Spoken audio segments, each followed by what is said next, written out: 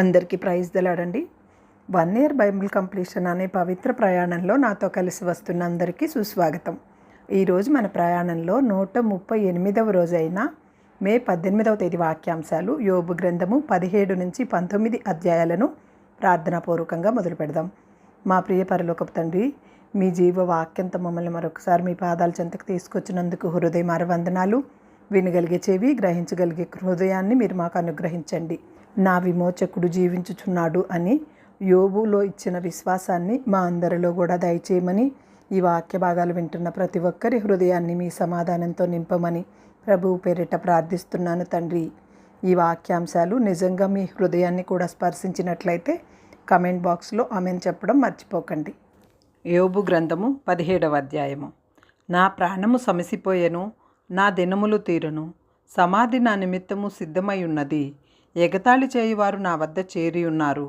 వారు పుట్టించు వివాదములు నా కన్నులకెదురుగానున్నవి. ఏర్పాటు చేయుము, దయచేసి నా నిమిత్తము నీ అంతట నీవే పూటపడుము. మరి ఎవడు నా నిమిత్తము పూటపడును? నీవు ఎవరి హృదయమునకు జ్ఞానము మరుగు చేసితివి, కావున నీవు వారిని హెచ్చింపవు. ఎవడు తన స్నేహితులను దోపుడు సొమ్ముగా ఇచ్చునో వారి పిల్లల కన్నులు క్షీణించును. ఆయన నన్ను జనులలో సామెతకాస్పదముగా చేసి ఉన్నాడు. నలుగురు నా ముఖము మీద ఉమ్మివేయుదురు. నా కనుదృష్టి దుర్గము చేత మందమాయెను. నా అవయవములన్నీ నీడవలే ఆయను. యథార్థవంతులు దీనిని చూచి ఆశ్చర్యపడుదురు. నిర్దోషులు భక్తిహీనుల స్థితి చూచి కలవరపడుదురు. అయితే నీతిమంతులు తమ మార్గమును విడువక ప్రవర్తించుదురు. నిరపరాధులు అంతకంతకు బలమునొందుదురు. మీరందరూ నా వద్దకు రండి, మరలా దయచేయుడి. మీలో జ్ఞానవంతుడొక్కడైనను నాకు కనబడడు. నా దినములు గతించెను, నా యోచన నిరర్ధకమాయెను, నా హృదయ వాంఛ భంగమాయెను. రాత్రి పగలనియు చీకటి కమ్ముటయ్యే వెలుగనియు వారు వాదించుచున్నారు. ఆశ ఏదైనా నాకుండిన ఎడల పాతాళము నాకు ఇల్లు అను ఆశయే. చీకటిలో నా పక్క పరుచుకొనుచున్నాను. నీవు నా తండ్రివని గోతితోనూ, నీవు నాకు తల్లివని చెల్లెవనియు పురుగుతోనూ నేను మనవి చేయుచున్నాను. నాకు నిరీక్షణ ఆధారమేది? నా నిరీక్షణ ఎవనికి కనబడును? ధూళిలో విశ్రాంతి దొరకగా అది పాతాళపు అడ్డుకొమ్మల వద్దకు దిగుచున్నది. యోబు గ్రంథము 18వ అధ్యాయము. అప్పుడు షూహీయుడైన బిల్దదు ఇలాగు ప్రత్యుత్తరమిచ్చెను. మాటలలో చిక్కుపరచుటకై మీరెంతసేపు వెతుకుదురు? మీరు ఆలోచన చేసి ముగించిన ఎడల మేము మాట్లాడెదము. మీ దృష్టికి మృగములుగాను మూడులుగాను మేమెంచబడుట ఎలా? కోపము చేత నిన్ను నీవు చీల్చుకొనివాడా? నీ నిమిత్తము భూమి పాడుగా చేయబడునా? నీ నిమిత్తము కొండ దాని స్థానము తప్పునా? భక్తిహీనుల దీపము ఆర్పివేయబడును, వారి అగ్ని జ్వాలలు ప్రకాశింపకపోవును. వారి గుడారములో వెలుగు అంధకారమగును, వారి వద్దనున్న దీపము ఆరిపోవును. వారి పటుత్వము గల నడకలు అడ్డగింపబడును, వారి స్వకీయ ఆలోచన వారిని కూల్చును. వారు వాగురల మీద నడుచుదురు, తమ కాళ్లే వారిని వలలలోనికి నడిపించును.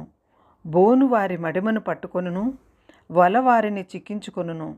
వారిని చిక్కించుకొనుటకై ఉరి నేలను ఉంచబడును, వారిని పట్టుకొనుటకై త్రోవలో ఉచ్చు పెట్టబడును. నలుదిక్కుల భీకరమైన వారికి భయము కలుగుజేయును. భయములు వారిని వెంటాడి తరుమును. వారి బలము క్షీణించిపోవును. వారిని కూల్చుటకు ఆపద కాచియుండును. అది వారి దేహ అవయవములను భక్షించును. మరణజ్యేష్ఠుడు వారి అవయవములను భక్షించును.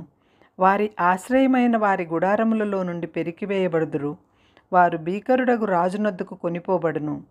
వారికి అన్యులైన వారు వారి గుడారములలో నివాసము చేయుదురు. వారి నివాస స్థలము మీద గంధకము చల్లబడును. క్రింద వారి వేళ్ళు ఎండిపోవును, పైన వారి కొమ్మలు నరకబడును. భూమి మీద ఎవరును వారిని జ్ఞాపకము చేసుకొనరు. మైదానమందు ఎక్కడను వారిని ఎరిగిన వారు ఉండరు. జనులు వారిని వెలుగులో నుండి చీకటిలోనికి తోలుదురు, భూలోకములో నుండి వారిని తరుముదురు. వారి ప్రజలలో వారికి పుత్రులైనను పౌత్రులైనను ఉండరు. వారు నివసించిన స్థలములో తప్పించుకొనిన వాడు ఒకడైనను ఉండడు. తర్వాత వచ్చిన వారు వారి మీద పడిన శిక్షను చూచి విస్మయమొందుదురు. పూర్వముండిన వారు దానిని చూచి దిగులు పడుదురు. నిశ్చయముగా భక్తిహీనుల నివాసమునకు ఇట్టి గతి పట్టును. దేవుని ఎరుగని వారి స్థలము ఇట్టిది. యోబు గ్రంథము 19వ అధ్యాయము. అంతట యోబు ఇలాగు ప్రత్యుత్తరమిచ్చెను. ఎన్నాళ్ళు మీరు నన్ను బాధింతురు? ఎన్నాళ్ళు మాటల చేత నన్ను నలుగగొట్టుదురు? 10 మారులు మీరు నన్ను నిందించితిరి. సిగ్గులేక మీరు నన్ను బాధించెదరు.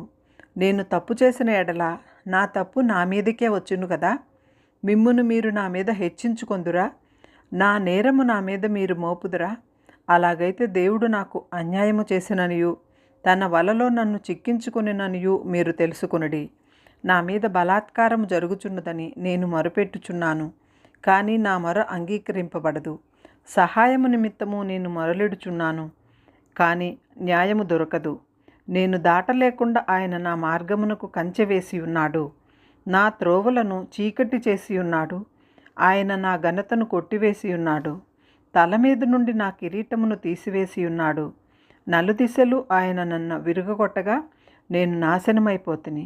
ఒకడు చెట్టును పెళ్లగించినట్లు ఆయన నా నిరీక్షణాధారమును పెళ్లగించెను. ఆయన నా మీద తన కోపమును రగులబెట్టెను.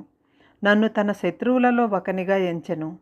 ఆయన సైనికులు ఏకముగా కూడి వచ్చిరి. వారు నా మీద ముట్టడి దిబ్బలు వేసిరి. నా గుడారము చుట్టూ దిగిరి. ఆయన నా సోదర జనమును నాకు దూరం చేసి ఉన్నాడు. నా నెలవరులు నాకు కేవలము అన్యులైరి. నా బంధువులు నా వద్దకు రాకయున్నారు. నా ప్రాణ స్నేహితులు నన్ను మరిచిపోయి ఉన్నారు. నా ఇంటి దాసిజనులు నన్ను అన్యునుగా ఎంచెదరు. నేను వారి దృష్టికి పరదేశినై ఉన్నాను. నేను నా పనివాని పిలువగా వాడేమి పలుకకుండా ఉన్నాడు. నేను వాని బ్రతిమాలవలసి వచ్చెను. నా ఊపిరి నా భార్యకు అసహ్యము. నేను కనిన కుమారులకు నా వాసన అసహ్యము. నన్ను చిన్నపిల్లలు సహా తృణీకరించెదరు. నేను లేచుట చూచిన ఎడల బాలురు నా మీద దూషణలు పలికెదరు. నా ప్రాణ స్నేహితులందరికీ నేను అసహ్యుడనైతిని.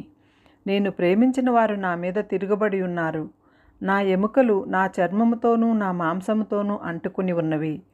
దంతముల అస్థి చర్మము మాత్రము నాకు మిగిలింపబడి ఉన్నది. దేవుని హస్తము నన్ను మొత్తియున్నది. నా మీద జాలిపడుడి. నా స్నేహితులారా, నా మీద జాలిపడుడి. నా శరీర మాంసము పోవుట చాలునను కొనక దేవుడు నన్ను తరుమునట్లుగా మీరేను నన్ను తరుముచున్నారు.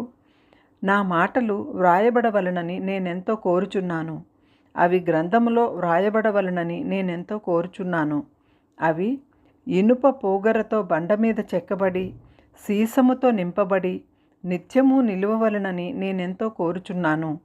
ఆయన నా విమోచకుడు, సజీవుడనియు తరువాత ఆయన భూమి మీద నిలుచువలననియు నేను ఎరుగుదును. ఇలాగు నా చర్మము చీకిపోయిన తరువాత శరీరముతో నేను దేవుని చూచెదను. నా మట్టుకు నేను చూచెదను, మరి ఎవరునూ కాదు.